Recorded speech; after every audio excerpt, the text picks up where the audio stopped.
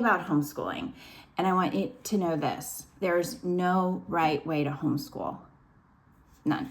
But there is a right way for you and for your family. And so I think that when I stepped away from my career and decided I wanted to try homeschooling, I was nervous about how to do it.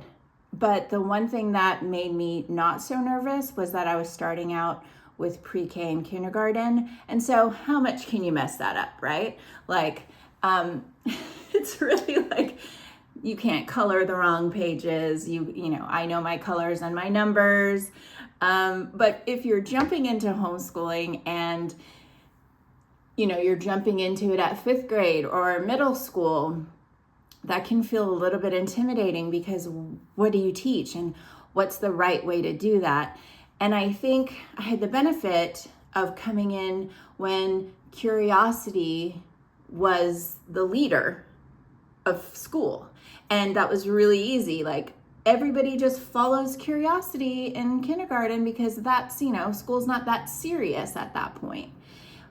But that's not just for kindergarten. And I think that's where we put a lot of pressure on ourselves because in middle school, curiosity is just as important, as is high school. You know, you're not gonna find your passion and your career and where you wanna devote your energy to unless you have curiosity, you know? And that's how so many of us fell into that rut of like, well, tell me the 5 jobs that there are available. Nursing, being a doctor, being a lawyer. Well, if we looked at our life and our passions with more curiosity, we might have uncovered passions and jobs and roles that we never thought of. So what I want to say is that curiosity is still critical for any age when you start homeschooling. And so it's important for the kids, but it's also important for the parent. And so if you can go into homeschooling with that mindset, like let's just be curious and let's follow our curiosities, then you're going to already be so far ahead of the curve. And you won't need to, if you can trade that question, am I doing it right, with how am I sparking curiosity today? Or how are we finding curiosity today? Or how are we tapping into curiosity today? You're going to be able to homeschool a lot lighter. It won't feel so heavy and it won't feel so scary. And so when I started homeschooling, I had left my job. I did some videos about leaving my career when I hit midlife. And you can watch some of those back. But I left my career like mid-climb and I said, okay, I'm really feeling called to homeschool the kids. I've never homeschooled any kids before. My older daughter went through public school her whole life. And I never once thought that I had it in me to homeschool. But I said, let me just try. Let me try kindergarten and pre-K. And that's how I did every year. Well, that year went great. Let me try 1st grade. That wasn't so bad. Let's dig into 2nd grade. If it doesn't work, we can stop at any point and I can put them in school. And that's how every year went until 8th grade. So I had homeschooled my youngest 2 through K through 8. And I can tell you the difference between my first daughter who went through public school and then my youngest 2 who went through homeschooling. I can tell you that there are major differences. Not in how they turned out necessarily, because that's not the point. We can't control how our kids turn out. So it's not really the outcome, although there are outcomes associated with it. But the experience just felt different. It felt really joyful. It felt really like you had breath to explore. It felt more to me like what a childhood should feel like, where you're not sitting in a chair with no recess, no going outside, be quiet, learn this thing, take a test. It just provided a lot of space for their personalities to blossom. And I don't necessarily think that's always the case in a traditional school.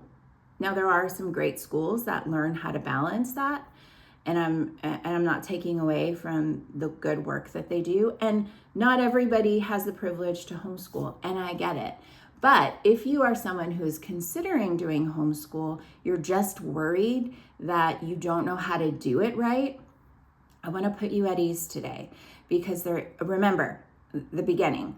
There is no right way to homeschool. There's just what's right for you, your family, and your kids, right? And I think that homeschooling got a really bad rap in 2020, when everybody had to homeschool their kid because of COVID, and everybody was just kind of thrown into this like online, I don't know what I'm doing, and also the world's on fire, and also do these things online, and there wasn't a lot of time to think through a lot of activities online. They were just trying to get things out, and it was a lot. And parents, after that experience, I heard a lot of parents say to me, if that's homeschooling, there's absolutely no way I can do that. And I want to tell you that that's actually not homeschooling. I think if you talk to anybody who homeschooled prior to COVID, and then you talk to them after, and you told them about your experience where you had to homeschool your kid for those months when schools were closed, any homeschooling family would tell you that actually wasn't homeschooling. That was like doing work at home, but homeschooling can feel very different. I do want to mention something too, because I think it's really important in this conversation for me to tell you that my background is in education. I have 2 master's degrees, one in education and one in human relations, so understanding how humans interact with each other. So education is very important to me, and one of the scariest things for me was thinking, okay, if I bring them home, am I shortchanging them in what they're going to learn, or also in their experience? And when I worked in higher ed, the reason why I started to think maybe I should consider homeschooling is because when I worked in the colleges, I would see students coming in after their senior year, ready for their first year of college. And they would sit down in our offices. I was the department head over academic advising and freshman orientation. And so I had a lot of data coming to me from freshmen in their first year of college. So I would see test scores, and I would see placement, where they would place. I would see ACT scores. And from all of that, and I would talk to them as they were coming in to register for classes. Okay. There was a distinct difference between kids coming in from public, private, and coming in to sit with us, and they were across the board not placing in college level classes. They were needing developmental classes before college level classes, so they were needing like remediation. They were also sitting at the academic advisor table with their parent while the parent was talking, and the student was just like quiet and on their phones and kind of disengaged. And the parent came in typically with all the paperwork, and they were speaking for the I would say child. I mean, they were gonna be college freshmen, so they're not really kids anymore, but it was like they were kids. And then you compared that to homeschoolers who would come in. I won't say across the board, but the vast majority of these homeschooling students came in placing immediately into college level classes or above. They had great test scores, and a lot of times those homeschooling kids who were coming in as college freshmen would come in by themselves to register for classes. And it was just a different vibe. It was like they could speak with the advisor on their own. They had questions. They were more engaged. And it just was enough of a difference for me to go, what is this thing with homeschooling? Like, what? I always thought homeschoolers were weird, but they're so different, and not in a bad way, in a really good way. They seem prepared for adulthood in a way that the other kids weren't. So that's what got me thinking, if I could just like rewind a little bit and tell you what got me thinking about homeschooling as an option. So when I left my career to homeschool my kids at pre-K and kindergarten, I just was kind of curious and just wanting to see what would that turn out? What would that be for us? What would that path, what would that journey look like for us? And I can tell you, I joined a program where it was like a co-op program where we would go once a week. And so we would learn together so that the kids had some interaction, but then we did a lot of just kind of unschooling at home in the early years, and then schooling where we pulled some curriculum here and there. So it was a mixture, maybe some math here with some math textbooks. And as we got older, I was just finding, I was piecemealing it together with a lot of travel. We did a lot of travel as part of homeschooling, because again, for me, curiosity was key. And what better way to promote curiosity than to take these kids out into the world and have them learn outside of textbooks, have them be in museums, have them going into galleries and art galleries, and having tangible experiences instead of reading only about things. So that was my homeschooling journey from kindergarten up until about 6th or 7th grade. And then I started to get a little bit more serious when it came to writing. And so I put them in a kind of, it wasn't so much a co-op, but it was a actual campus where they would go to and take classes from a teacher once a week. And that was like an English or a history or a science. And they would go and learn and be in a classroom setting, but it wasn't an everyday experience. And so I supplemented where I saw that they, like, where I couldn't help, where my shortcomings were, and then I found resources in my community to kind of supplement where I felt my teaching skills weren't as good as I wanted them to be, or maybe I didn't have interest. Like I didn't really have interest in, and I didn't really know how to teach someone how to write. Like I've been through college, but how do I teach a 6th, 7th, 8th grader to compile an essay? That felt a little bit hard for me. And so I was finding resources along the way. So if curiosity is key, and if you go year by year, just not worrying about doing it right, then you can follow the path and you can allow resources to come to you when you need it. You can give yourself grace to learn alongside your child. I mean, one of the programs I was a part of, one of the sayings they would say is that when you're homeschooling your child, you're redeeming 2 generations of learners, right? Because so much of what I learned in elementary school, I didn't really remember, I didn't really get, so when I was teaching them about world history, I was learning too, and that was really fun. So that, I'm trying to think if there's anything else that I want to mention to you about homeschooling, just like off the cuff, if I could encourage you, just like any kind of, let me think, give me a second. I'm doing these without edits, I'm not stopping the video because I'm doing a challenge where I'm filming a video a day for YouTube. Okay, let me say this. if you're afraid of failing your kids because you're not good enough at homeschooling, if you are afraid that they will fall behind academically if you homeschool, and if you're overwhelmed at like where to start, let's remember the first thing. Curiosity is the main thing, and there's no right way to homeschool a kid. There's only the way that fits you and your family. And you are enough.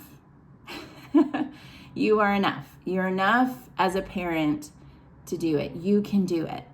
I mean, if I can do it, you can do it. I'm telling you, because I didn't think I had the patience to do it or the know-how to do it. But let me tell you, you are enough, because the main thing is that if you show up as a curious and connected parent to the process, like if you don't just like hand them assignments and like go do it in the room, like get it done. If you're not going to do that, if you're going to really, the best curriculum is a connected parent. So if you're there with them and you're learning alongside them, that's the best. Like, check, success. You know what I mean? So you are enough. If you show up with your full self, in curiosity and learning alongside them, that's enough. So I want to encourage you, full stop right there, you're enough. And if you're watching this video, then I know you're not someone who would just like hand them a worksheet and tell them to get in the room and finish it. I know that you're desperate to know and to want to do it right and to know how to do it. And so I want to reassure you, you're enough. Curiosity is key. There's no right way to homeschool a kid, only the right way for you and your family. You don't need a lesson plan. You just have to be present with them and continue being curious and learning. And I want to give you permission. This is huge. I want to give you permission that your homeschooling day can look different from anyone else's homeschooling day, and it does not make it any less valid or good. You have permission when you homeschool for it to be unschooled or very regimented. Like it's up to you. You have permission to design it how you want. I think the biggest thing about my channel is that you have permission to live your life however you want, and sometimes that looks completely not how a traditional setup looks like, and that's okay to stray from the traditional setup. I want to give us permission, like deep breath. I have permission for my career to look differently. I have permission for my lifestyle to be different. I have permission for my homeschooling to look different than everyone else's.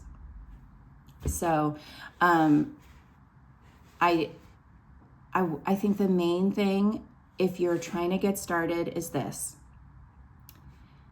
There are a lot of homeschool resources out there that provide you full curriculum and everything you need. There are things out there where they send you a box and they send you a daily like punch list of everything that you need to do. And there's that. I mean, two methods that have a little bit more breadth, a little bit more freedom for you to create and explore and allow things to unfold in your day with your kids. And there's a lot in between.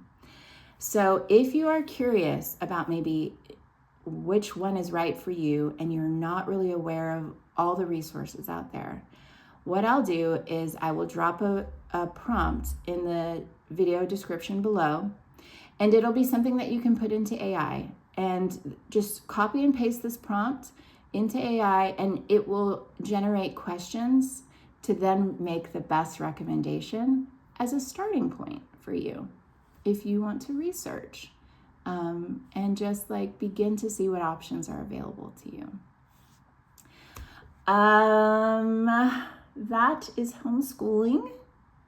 That's a little bit about how we did homeschooling. It's a little bit about my thoughts on homeschooling. I'm really grateful that you made it to the end of this. If you did, if anybody's still here, I'm really grateful. I do want to say my hair is probably the flattest that you will see it. I just washed it today, so that has been, I feel like a little bit like a wet dog. If you enjoyed this video, can I just ask you a favor? Can you like it? And if you really liked it, like really, really liked it, can you subscribe to the channel? It is brand new. This is really, really brand new for me, and I could use all the encouragement and thumbs up that I can get. And I really appreciate it if you would do that.